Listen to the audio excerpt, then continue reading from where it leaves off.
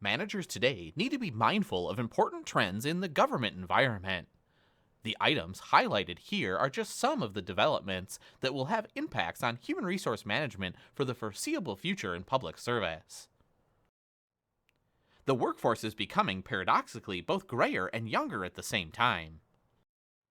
Although trust in state and local government is higher than that of the federal government, declining confidence is evident at those levels as well. Declining budgets and efficiency measures are leading to increased use of alternative work arrangements. Right-sizing and downsizing, despite population growth, are a reality in public service. Jurisdictions at all levels are under pressure to improve performance without raising costs. With the advent of new information technologies, innovative organizations are replacing some traditional 9-to-5 workplaces with fixed central office locations with more flexible arrangements. Typically, administrators at the operational level now have greater flexibility and discretion in the acquisition, development, motivation, and maintenance of human resources. Each trend has an important implication for human resource management in today's local, state, federal, and other governmental agencies. The term personnel connotates a technical approach to these numerous functions that are vital to any organization, often with a relatively sharp divide between the responsibilities of HR specialists and operational managers, which are rare today.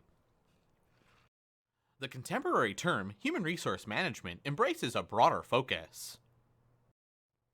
In addition to technical operations, it includes strategic elements. When human resource management is global and long-term in its perspective and includes issues such as workforce planning and overall organizational design issues, it's often called strategic human resource management. This approach is concerned with longer-term people issues and macro concerns about structure, quality, culture, values, commitment, and matching resources to future needs. For simplicity, in this course we use the single term human resource management to refer to the relevant technical, managerial, and strategic issues. The term civil service refers to the government employees in permanent public service, excluding legislative, judicial, or uniformed military. Positions typically are filled based on competitive examinations, and a professional career public service exists with protection against political influence and patronage. While the overwhelming bulk of most managers' attention on personnel issues is related to civil service employees, managers must also be familiar with the non-civil service personnel because of contracting out and the use of consultants and so on. These departments are key staff units in all but the smallest jurisdictions.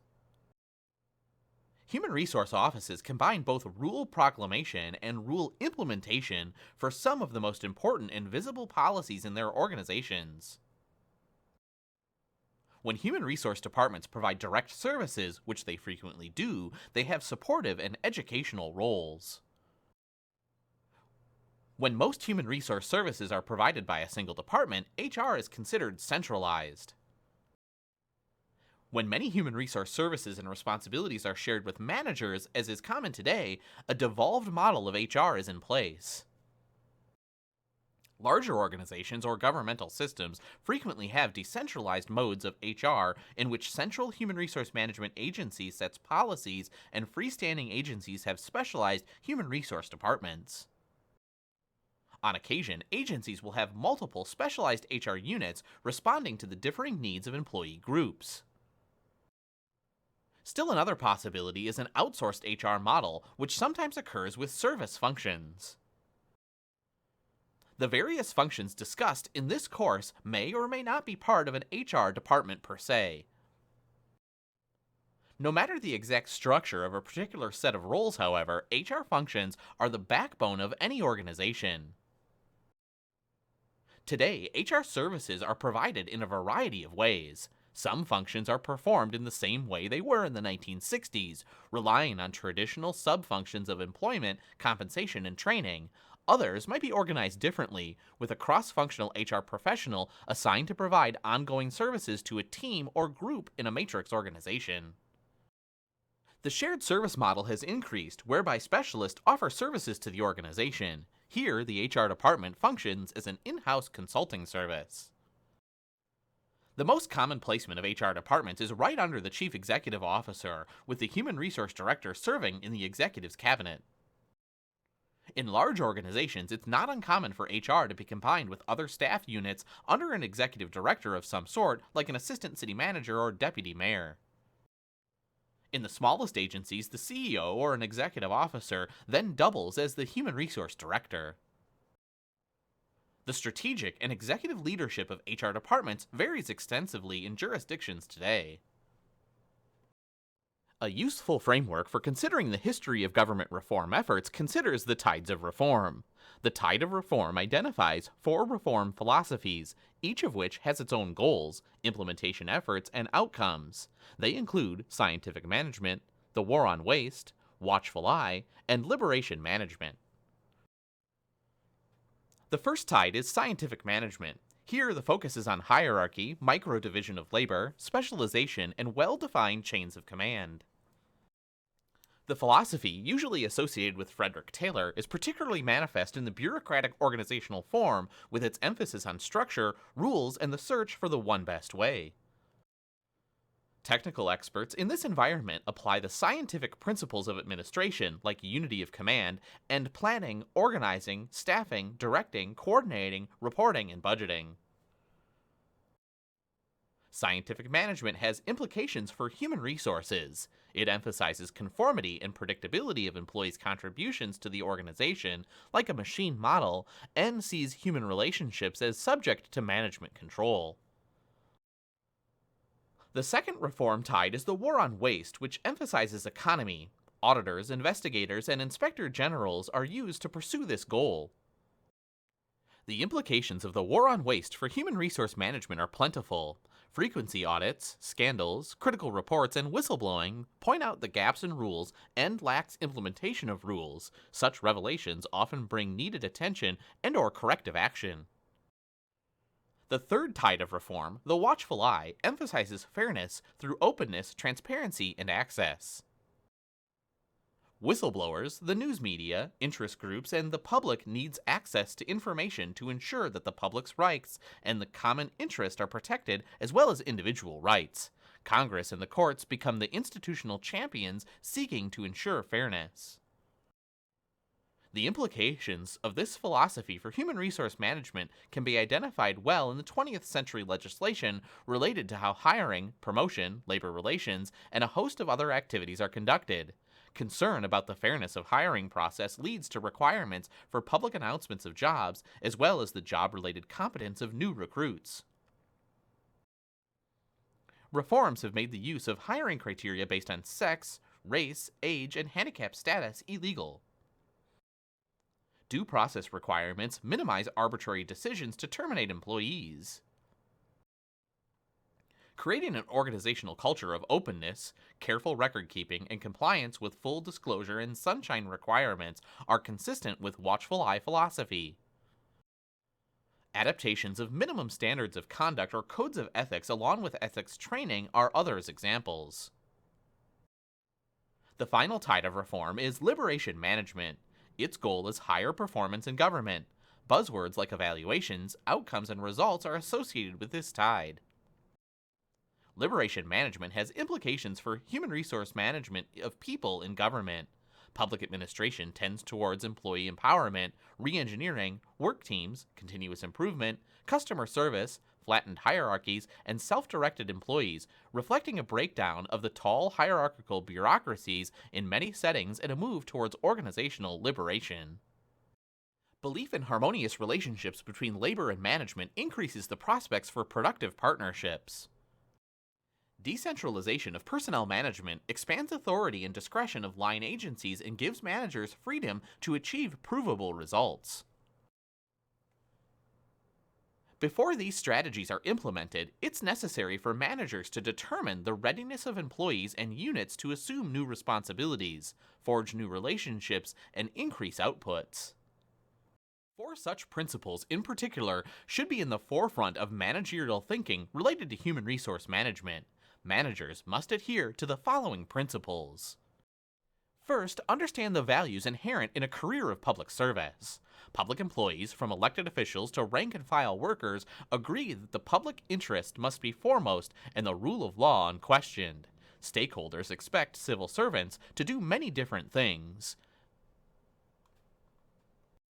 Oftentimes, civil servants are called on to respond to conflicting pressures simultaneously, and managers need to provide leadership in reconciling competing demands. An overriding priority of the core of the civil service, however defined, has been and will continue to be an ethos that insulates it from political manipulation in staffing and encourages disclosure of wrongdoing or mismanagement. Merit and merit-light systems dominate advanced democracies, and managers must internalize the rules or principles of these systems. Merit systems ensure the high-quality hiring processes, fairness, integrity, diligence, and competence so important for the long-term integrity of government. They do this by keeping politics at arm's length, thus providing a permanent workforce defined by neutral competence rather than by political loyalty. Merit-light systems function in an orderly way on the basis of qualifications, performance, and competitive selection. Understand and integrate non-civil service systems as appropriate. Civil servants may have their specialized systems, relying heavily on merit principles internally, but the civil service must work and integrate other types of non-civil service personnel systems. Public services historically have been delivered largely by civil service employees. However, the use of alternative mechanisms has increased. Another distinguishing feature of the human resource management is that government decisions are subject to intense public visibility and scrutiny. Related to accountability, the principle of transparency is fundamental to effective and ethical government. Open meeting and open record laws help to advance the ideal of government transparency and increase citizen trust in policy implementation. Public servants provide leadership for the workforce. Given the labor-intensive characteristics of public organizations, the effective and efficient use of human capital is paramount.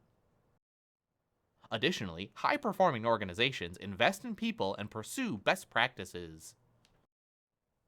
When there's uncertainty about fundamental values, no matter whether it's because of reforms or organizational challenges, officials may lack direction in dealing with workplace issues. While reforms rarely shift values and norms dramatically, they can have a subtle impact that managers and HR specialists must understand, incorporate procedurally, and communicate effectively to subordinates. Clarification of basic values is important, and providing such clarification requires an appreciation of employee values and ethical awareness. There's no considerable variation among people regarding the degree of individual or organizational value consciousness. Value consciousness has 3 levels: unconsciousness, elementary, and advanced. The distinction among the various levels of value consciousness have important implications. If employees lack awareness of agencies' values, missions, law, or standard operating procedures, managers need to educate them.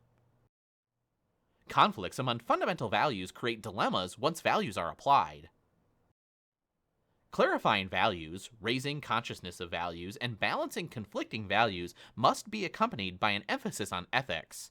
Ethics involves behavior that is concerned with doing the right thing or acting on the right values. In dealing with issues of legality, ethics, and fairness, managers are indeed required to weigh competing pressures. They're often squeezed from above and below in resolving such matters. Officials are also expected to conform to the organization's stated values and ethics codes. At a minimum, they must communicate the organization's policies and codes to employees, known as Level 1. Ideally, such policies or codes should be brief, be clear, and provide practical guidance to help managers and employees deal with problems. Typical provisions might include policies regarding conflict of interest, gift giving or receiving, confidentiality, harassment, political activity, equal employment opportunity, and moonlighting. If policies or codes are adopted, they need to be observed so that there's no gap between expectations and behavior. The strategies for ensuring integrity at work, Moral management might differ from setting to setting and from one subsystem to another, but ethics management is an important responsibility for all administrators.